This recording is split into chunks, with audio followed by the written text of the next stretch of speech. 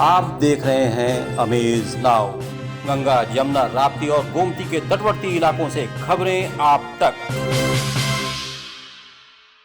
दिल्ली और इस्लामाबाद के बीच छिड़े जंग में बीजिंग और वॉशिंगटन पोस्ट के हस्तक्षेप ने देशवासियों का उत्साह उन्माद काफी हद तक ठंडा कर दिया।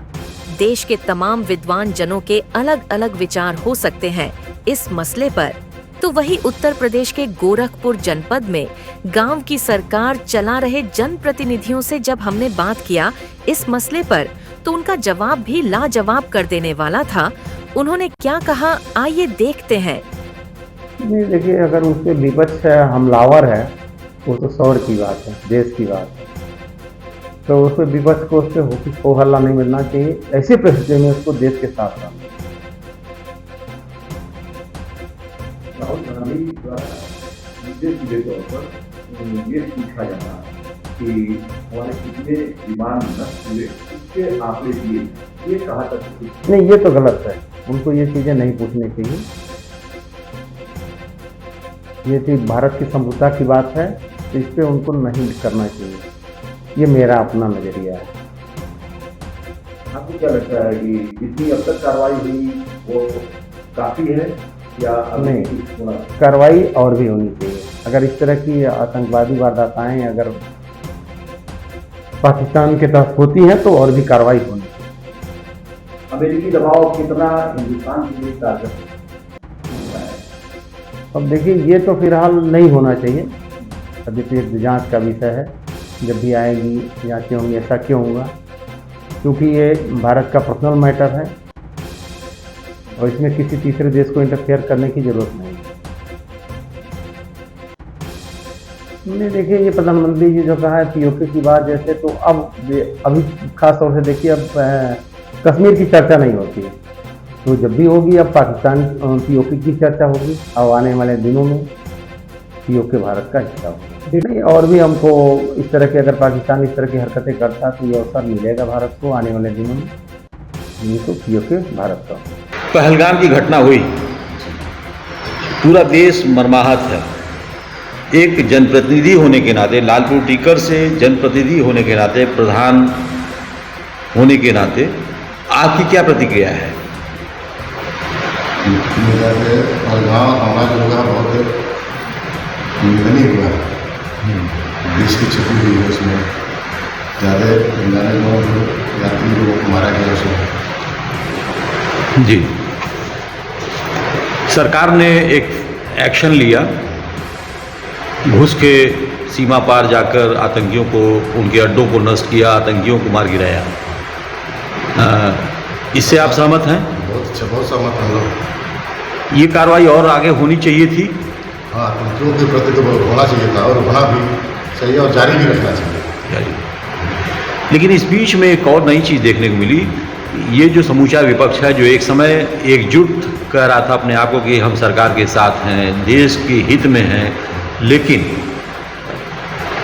खासकर राहुल गांधी कितने अपने देश की सेना का कितना नुकसान हुआ, कितने जहाज गिराए गए, गिरे, नष्ट हुए, इसका ब्यौरा मांगना ये कितना उचित है इस समय? उचित नहीं था, लेकिन उनको तो अपने देश के प्रति एकजुट होकर के लड़ाई लड़ना चाहिए था, उनको सहयोग करना चाहिए था।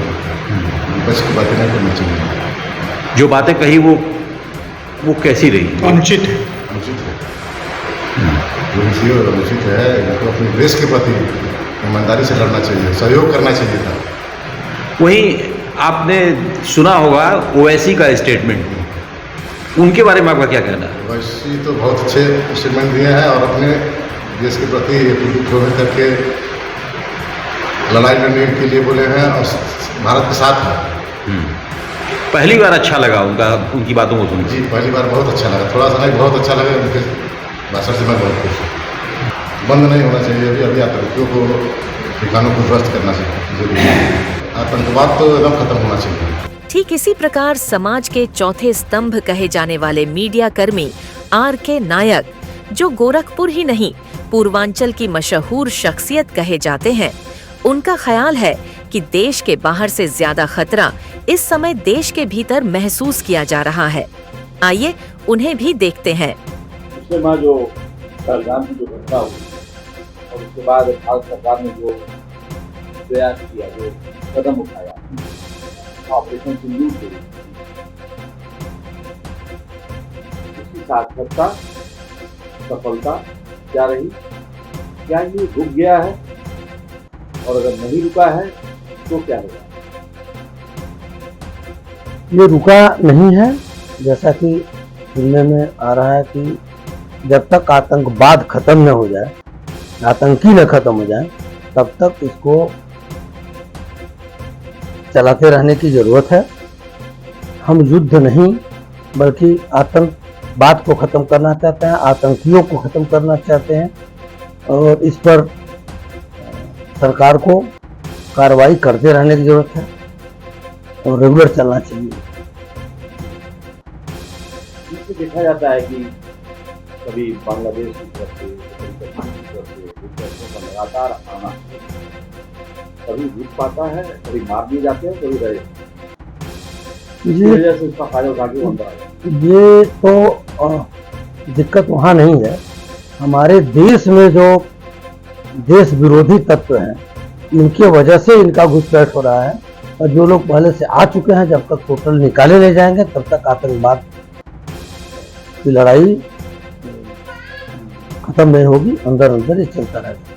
देशद्रोही तो मेरे वहाँ खुद अंदर घुस चुके हैं, जिसको निकालने की जरूरत। गांधी के बोलने का कोई मतलब ही नहीं। ये जो भी बोलते हैं उस पर ध्यान देने की जरूरत नहीं है और न तो हम उनको ज्ञानी समझते हैं, न राष्ट्र हित में। वो तो विरोधी हैं और देश के विरोध में वो बात करते हैं।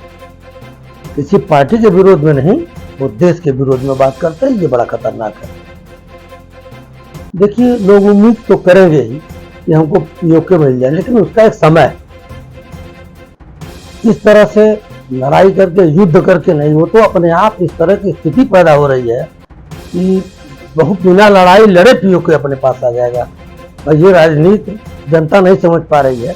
जनता तो ये चाहती है कि एक युद्ध हो जाए जिसमें तुरंत आ जाए। ऐसा नहीं, वो इस तरह की सिचुएशन पैदा हो रही है कि वो पीओके उनको देना ही पड़ेगा। और ये तरीका भी ठीक है।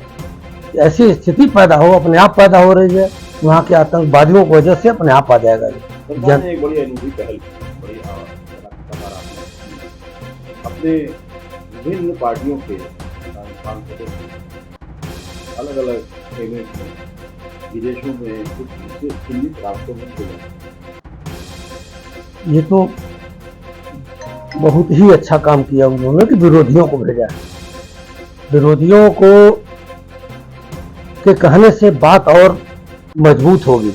मान लीजिए हम तो पार्टी के हैं, या पार्टी जो पार्टी है अथवा सरकार है ये कहेगी, ये बात उससे ज़्यादा बेहतर होगा कि विरोधी भी इस बात को कहें, विरोधी भी इसको सिद्ध करें कि हाँ ये विरोधी के पहल करने से और मजबूती आएगी और पहल पॉजिटिव होगी। आप देख रहे हैं अमेज नाउ। गंगा, यमुना, राप्ती और गोमती के तटवर्ती इलाकों से खबरें आप तक।